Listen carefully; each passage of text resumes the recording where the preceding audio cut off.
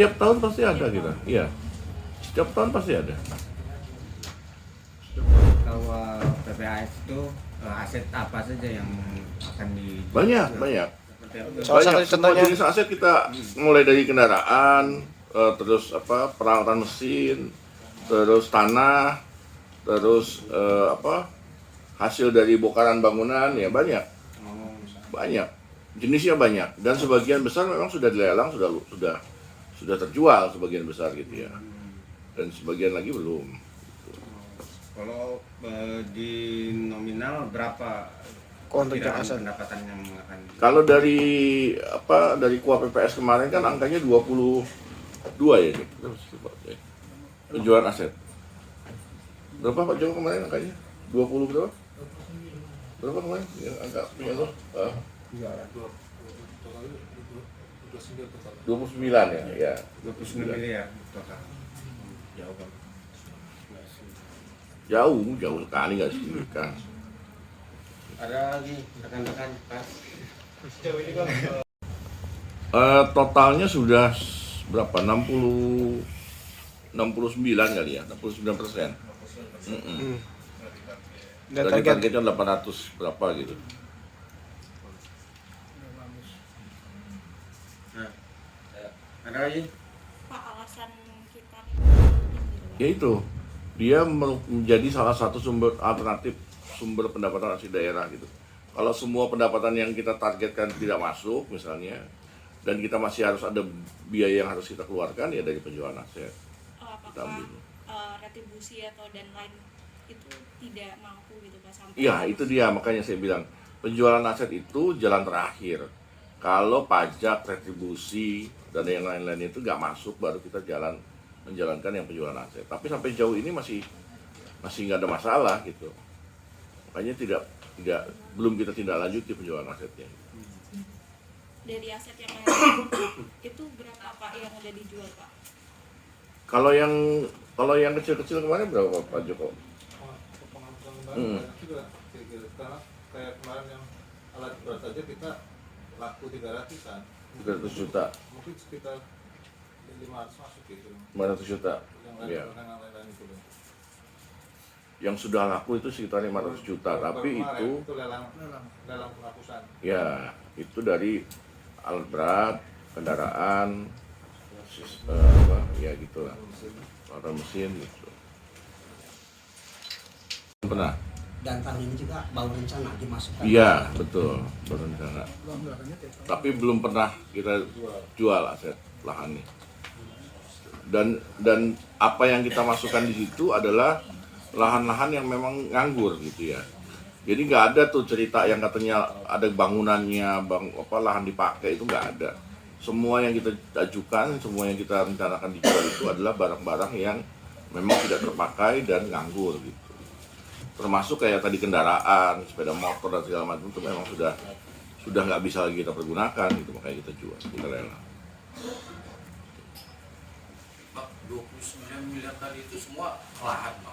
Enggak, kalau itu kendaraan. Di luar lahan.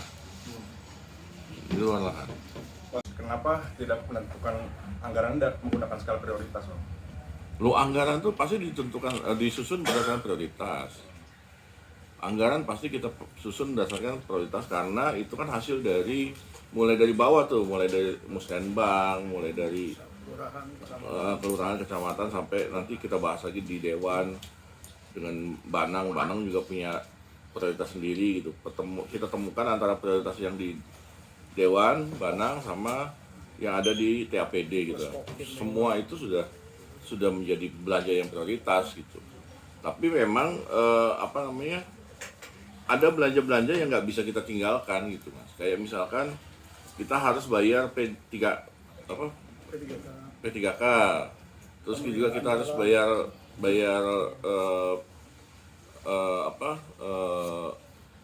yang kesehatan itu, program kesehatan.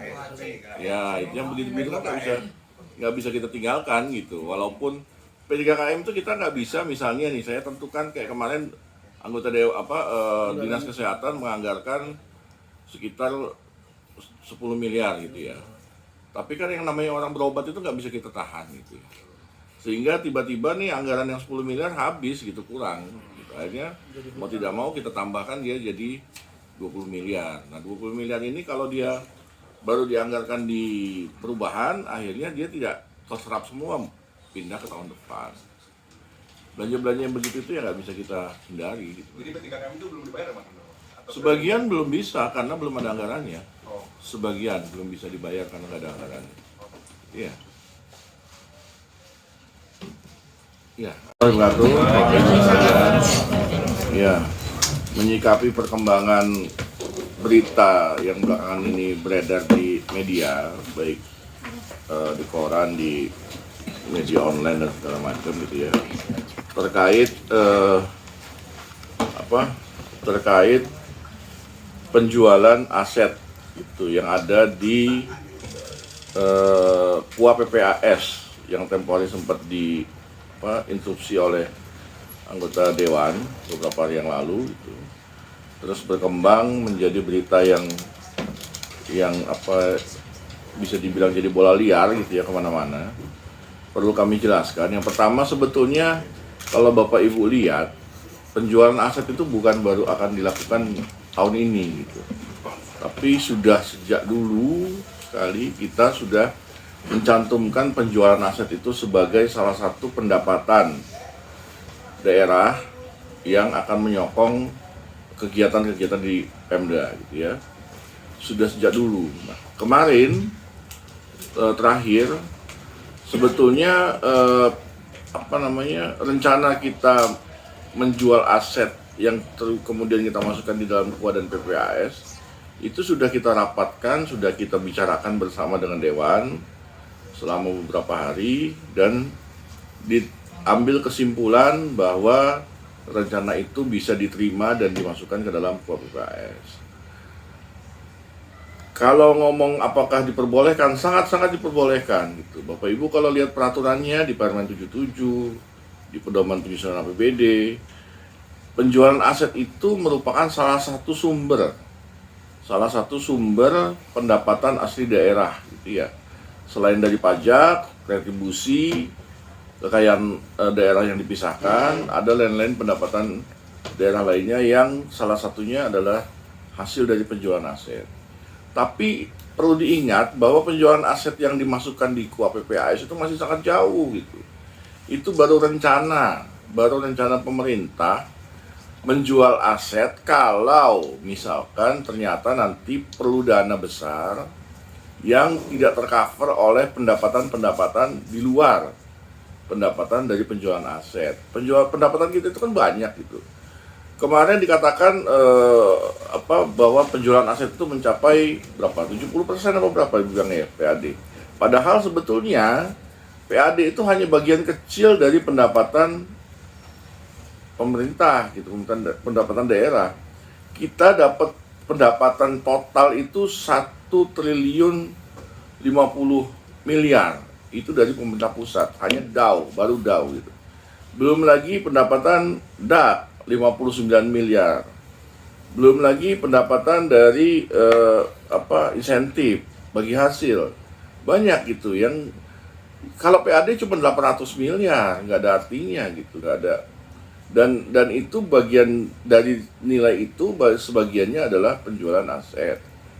Jadi memang nggak ada penjualan aset itu nggak terlalu signifikan terhadap belanja-belanja yang akan kita keluarkan nanti gitu. Dan itu prosesnya masih panjang.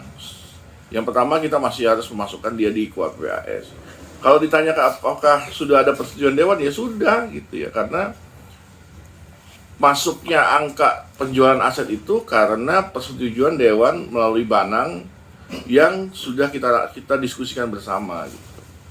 Setuju baru masuk. Nah, itu berarti salah satu persetujuan dewan, tapi itu baru rencana penjualannya. Nanti pada saat akan benar-benar dijual, kita minta izin lagi ke dewan gitu. Dari situ kita masih harus mengajukan appraisal, perhitungannya berapa nilainya sesungguhnya gitu. Terus kita mengajukan izin lagi ke dewan, apakah diperbolehkan atau tidak gitu ya. Terus melakukan lelang gitu. hasilnya dapatnya berapa, nah itu baru bisa dimanfaatkan. Pasti panjang tahapannya gitu.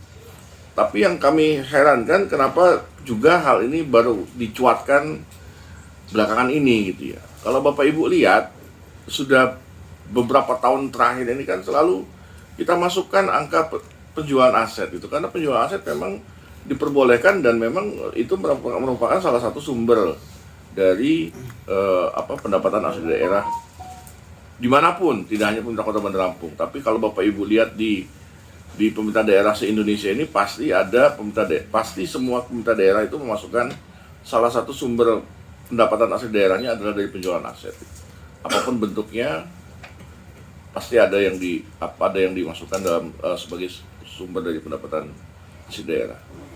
Itu mungkin ya Bapak Ibu ya, sementara informasi dari kami, mudah-mudahan ini tidak menjadi bola liar kemana-mana gitu. Kalau memang ada hal yang